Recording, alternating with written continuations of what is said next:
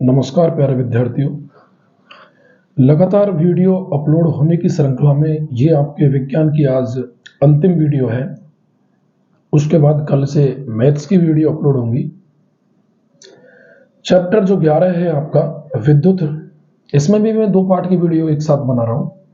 तो ये विद्युत नाम का जो चैप्टर है आपका, इसमें देखो पहला जो प्रश्न है, देखो मैं कोशिश करूंगा कि लगभग सबके आंसर तक भी आपको पहुंचा सकूं। वीडियो थोड़ी सी हो सकती है 5 की जगह 7-8 मिनट की पहुंच जाए, लेकिन आपको ये ध्यान रखना होगा इस दरमियान कि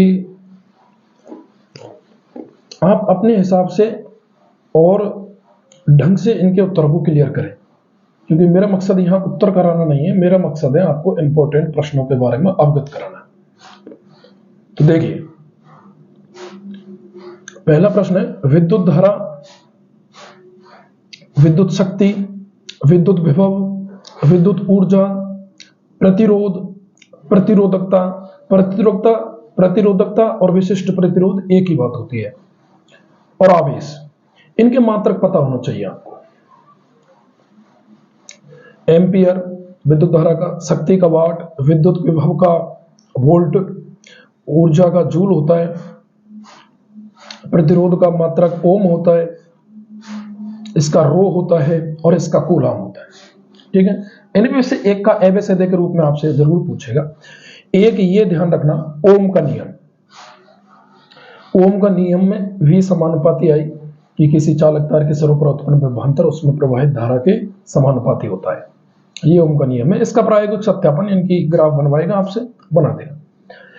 एक ये दूसरा प्रश्न के रूप में चालक तार का प्रतिरोध से संबंध है। अब ये R समानुपाती रो L अपॉन A, रो ये विशिष्ट प्रतिरोध है, ये चालक तार की लंबाई है, ये अनुप्रस्थ काट क्षेत्रफल है। ध्यान रखना, आपसे वो कंडीशन देगा कि यदि किसी चालक तार के अनुप्रस्थ काट क्षेत्रफल को मान बढ़ाया जाए तो प्रतिरोध का मान पे क्या फर्क पड़ेगा। तो देखो, जो चीज नीचे है वो है व्युत्क्रमानुपाती और जो बिल्कुल इसके सामने है वो है समानुपाती। यानी यदि इसमें मैं वृद्धि करूंगा तो इसमें कमी होगी, और इसमें कमी करूंगा तो इसमें वृद्धि होगी, और यदि इसमें कमी करूंगा तो इसमें भी कमी, और इसमें वृद्धि करूंगा तो इसमें भी वृद्धि होगी। यानी कि चालक तार की लंबाई बढ़ाएंगे प्रतिरोध बढ़ेगा, अनुप्रस्थ काट क्षेत्रफल बढ़ाएंगे प्रतिरोध घटेगा। ठीक है, तो वो कैसे भी पूछ ले आपसे, ये विशिष्ट प्रतिरोधकता के मान को बढ़ाएंगे तो प्रतिरोध का मान भी बढ़ेगा, इसको घटाएंगे तो इसका मान भी घटेगा। तो आप इनमें संबंध अच्छी तरह से भली भांति समझ लो। एक ये समांतर क्रम और श्रेणी क्रम संयोजन का तुल्य प्रतिरोध कैसे ज्ञात करते हैं, वो जो 2 सूत्र है ना, R बराबर R1 plus R2 plus dot dot dot RN, ये श्रेणी क्रम का, और 1 अपॉन R बराबर 1 upon R1 plus 1 upon R2 plus dot dot dot 1 upon RN, ये समांतर क्रम का। ये ध्यान रखना, यदि कोई आंकिक प्रश्न भी आए इससे संबंधित तो 1 अपॉन R बराबर जो मान आए उसको आपको व्युत्क्रम करके R का मान निकाल के आना है, क्योंकि हम प्रतिरोध का व्युत्क्रम नहीं तुल्य प्रतिरोध ज्ञात कर रहे हैं। तो अंतिम सवाल में जब लास्ट स्टेप हो, यदि आंकिक प्रश्न भी आ जाए तो आप R का मान फाइंड करके आना, भूल मत जाना। जूल का तापन नियम क्या है, लघु पतन क्या व्यवस्था है, फ्यूज तार के क्या है। ठीक है, ये विद्युत बल्ब जो तंतु होता है उसका किसका होता है, फिलामेंट का होता है, आपको पता है। ये घरेलू परपथ में जो संयोजन होता है विद्युत तार का वो आपको पता है, नॉर्मल है। 2 अर्धचालक यानी सेमीकंडक्टर जो है वो नाम आपको पता होना चाहिए, ये आप देख लेना इनको। ठीक है, मैं डिस्क्राइब नहीं कर सकता इतनी बड़ी चीजें 5-7 मिनट की वीडियो में। H बराबर I² RT पर एक प्रश्न की संभावना है, ये प्रश्न मैंने उठाया है ऊष्मा से, जिसका मात्रक जूल होता है ना।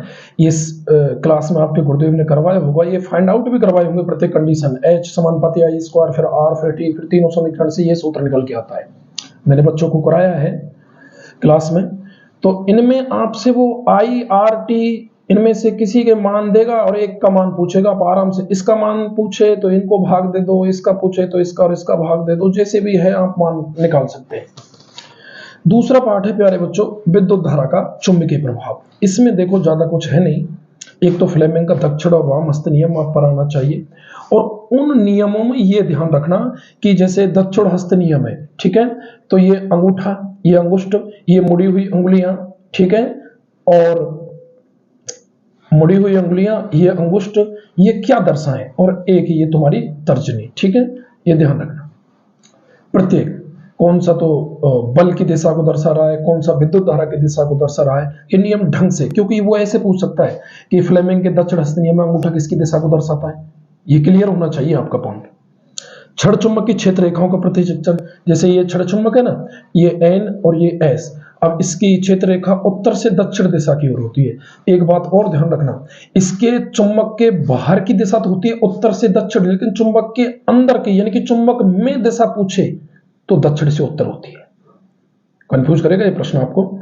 उत्तर से दक्षिण होती है, चुंबक के बाहर की दिशा, चुंबकीय क्षेत्र रेखाओं की जो दिशा होती है, चुंबक के बाहर तो उत्तर से दक्षिण और चुंबक के अंदर दक्षिण से उत्तर। देखो ये इधर से इधर जाएंगी तो ये ऐसी तो आएंगी, तो दक्षिण से उत्तर हुआ अंदर की साइड में। चित्र बनवाएगा पर दो चुंबकीय क्षेत्र रेखा प्रतिच्छेद नहीं करती। क्यों नहीं करती? क्योंकि दो चुंबकीय क्षेत्र रेखा यदि प्रतिच्छेद करेंगी तो उनकी दो दिशाएं हो जाएंगी, जबकि चुंबक की एक ही दिशा होती है उत्तर से दक्षिण। ठीक है, संभव नहीं है ये प्रश्न का उत्तर। देखो मुझे जो लगता है थोड़ा बहुत कम समय में हो जाएगा, उसको मैं बता के चलता हूं वीडियो में। एक धारावाही वृत्ताकार कुंडली प्रणालिका के कारण चुंबकीय क्षेत्र की स्थिति, ये आप कंप्लीट ध्यान रखना कि धारावाही वृत्ताकार कुंडली या फिर एक प्रणालिका के कारण चुंबकीय क्षेत्र की क्या स्थिति है। आप उसमें से पढ़ना, आपके कॉपी के नोट्स जो बनवाए हैं गुरुदेव ने।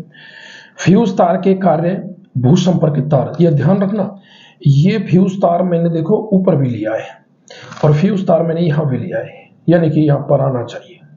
एक ही वीडियो में 5-7 मिनट की वीडियो में अगर मैं 2 बार लिख रहा हूं उसको। एक भू संपर्कित तार, ये जो अर्थ का काम करता था ना पहले, अब जो बोर्ड में लगाते हैं अपन, मैंने कई बार बताया है क्लास में, और बाहर बच्चे भी जो मेरी वीडियो देख रहे हैं, आप नोट्स निकालिए और उनमें देखिए। ठीक है बच्चों, अब मैं नहीं करा सकता, आप कैसे भी मानिए, मेरी अब परिस्थिति है कि 10 मिनट की वीडियो में नहीं करा सकता। जैसे ही ये एग्जाम हो जाएंगे उसके बाद मैंने अब ठान लिया है कि यूट्यूब पर मैं मैथ और साइंस की लगातार क्लास अपलोड करूंगा कंप्लीट। तो अगली साल जो भी 10th क्लास में बच्चे होंगे उनको फायदा होगा। 12th की भी मैथ की करूंगा। लघु पतन के समय सर्किट बोर्ड की स्थिति क्या होती है? आग लग जाती है, उसका कारण विद्युत धारा की स्थिति में किस कंडीशन से उसमें आग लगती है।